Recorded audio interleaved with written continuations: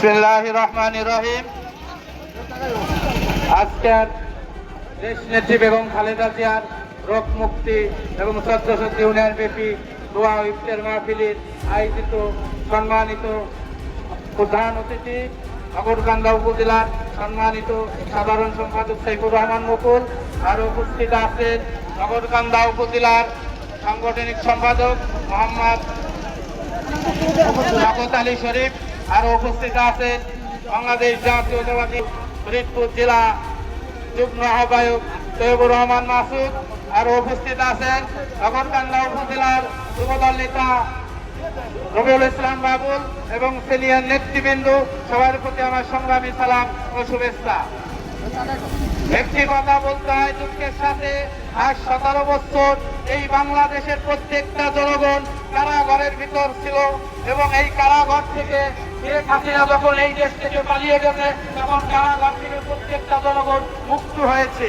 সেই লক্ষ্যে আমরা ১৪০০ ইউনিয়ন ইফতার পার্টি করার সুযোগ পেয়েছি এবং আল্লাহর কাছে অশেষ রহমত যে এই স্বৈরাচার এই বাংলার থেকে উৎখাত হয়েছে এবং আর ৫০ বছরও এই আওয়ামী লীগ ফ্যাসিবাদী দল এই বাংলার মাটিতে জায়গা পাবে না। এই জন্য আমরা সবাই ঐক্যবদ্ধ হয়ে সবাই এক হয়ে এই বাংলাদেশ জাতীয়তাবাদী দলের ব্যানারে এক হয়ে কাজ করব। সামনে যে নির্বাচন আসতেছে, আমাদের নেত্রী সভা ওয়াহিদ ইসলাম রিঙ্কু, তাকে এই ১৪০০ ইউনিয়ন থেকে আমরা সবাই বিপুল ভোটে নির্বাচিত করব, এই বলে আমি আমার সংক্ষিপ্ত বক্তব্য শেষ করছি। আল্লাহ হাফেজ। বাংলাদেশ জিন্দাবাদ, বাংলাদেশ জাতীয়তাবাদী যুবদল জিন্দাবাদ। সবাইকে ধন্যবাদ। সভা ওয়াহিদ ইসলাম রিঙ্কু আপা জিন্দাবাদ, জিন্দাবাদ, জিন্দাবাদ।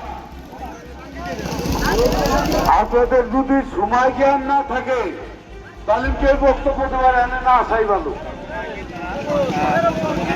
আমি এ পর্যায়ে